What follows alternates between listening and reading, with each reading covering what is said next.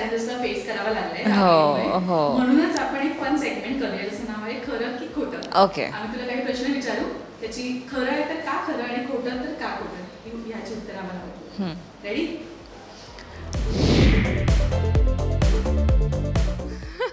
तू भूमीला विचारणारस का मधुराला विचारणारस? ओके. विचारू शकत नाही. हो, भूमी बोलूच शकत नाही. भूमी जाऊ देत, मी नको काही बोलायला, तुम्हाला कळेल सगळ्यांना. हां. पहिला प्रश्न, मधुराला अजिबात राग येतो?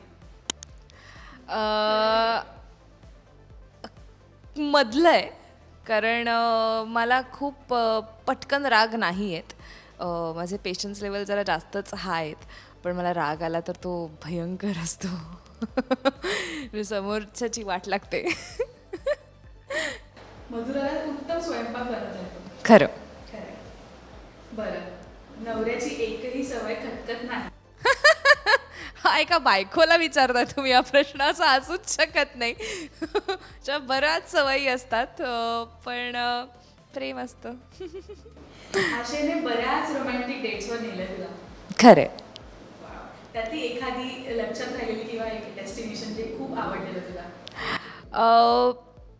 त्याने कसं आहे, ॲक्च्युली तो अजिबातच रोमॅन्टिक नव्हता, तो झाला.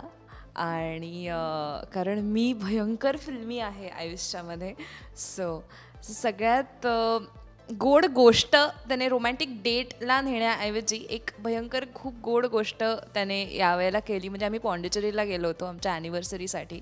सो त्याने स्वतःहून जाऊन काहीतरी एखादी वस्तू आणणं माझ्यासाठी खूप मोठी गोष्ट आहे. आणि टू बी व्हेरी ऑनेस्ट, त्याने ना मला असं कधी लग्नाच्या आधी असं प्रपोज स्टाईल कधीच केलं नव्हतं.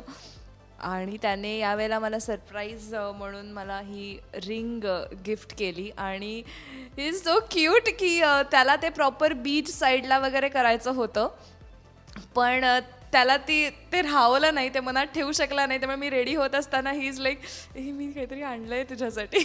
So that was very cute. माझा पुढचा प्रश्न तोच होता, दोघांपैकी आशा जास्त रोमॅन्टिक आहे आता? खोटं. आत्ता यू कॅन से, कारण आता आम्ही खूप म्हणजे लॉंग डिस्टन्स मॅरेज आहे. सो मी इथे 12 तास इथेच असते, सो माझ्या डोक्यामध्ये फक्त इतक्याच गोष्टी चाललेल्या असतात. सो आत्ता सध्या ही इज व्हेरी रोमॅन्टिक. सेटवर यशोमनपेक्षा तुझे जास्त लाड होतात, खरं की खोटं? आता ते ना डिपेंड्स, म्हणजे खोटं म्हणेन मी. कारण तो लाडोबा आहे सगळ्यांचाच सेटवरचा. सो पण असं काही नाही, दोघांचेही तेवढे लाड होतात. मधुरा नेहमीच ऑन टाइम सेटवर येते? खोटं. ते 15-20 मिनटं इकडे तिकडे होतात.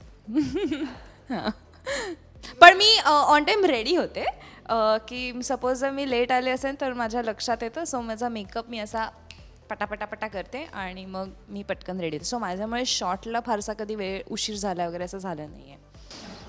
जीवलगाच्या संपूर्ण कास्टला खूप मिस करते? खरं, भयंकर मिस करते. रादर मी रोज मिस करते.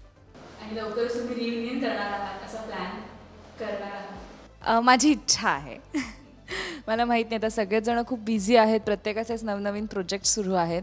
सो ते कितपत शक्य आहे I don't know, but I hope, fingers crossed, ते लवकरात लवकर व्हावं. रियुनियन मी आणि सिद्धार्थ असे भेटत असतो मधनं स्टारमुळे, थँक्स टू स्टार, पण आय होप ते व्हावं, फिंगर्स क्रॉस्ड. आता कन्यादान सिरियलबद्दल तुला आत्तापर्यंतच्या करिअरमधलं आवडलेलं बेस्ट काम होतं असं मधुराला वाटतं का, खरं की खोटं? बेस्ट काम म्हणजे आत्तापर्यंतच्या करिअरचं कन्यादानमधलं असं,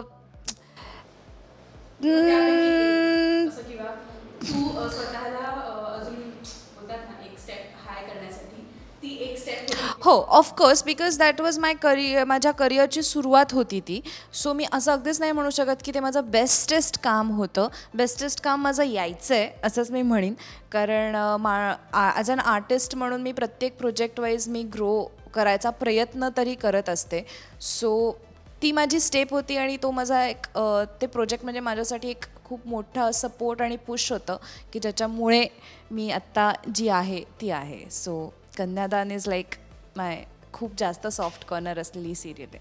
आणि प्रत्येकाचा तो हळवा कोपरा आहे, भयंकर. टायटल सॉन्ग हो दॅट्स सो स्वीट. मला हे ऐकूनच खूप छान वाटतंय. लवकरच मधुरा आम्हाला सिनेमातही दिसणार आहे. येस, नक्की. I hope so. हे खरं की खोटं मी नाही सांगणार, माहीत नाही म्हणजे मलाच, कारण मी आत्ता सध्या ही सिरियल करण्यामध्ये खूप बिझी आहे. सो आय होप हे लवकर घडेल. मॅनिफेस्ट. थँक्यू सो मच या बाबतीत. थँक्यू. Thank you so much. अशा प्रकारे प्रश्न संपले. ओके. तू सुटकेचा निश्वास घेऊ शकते.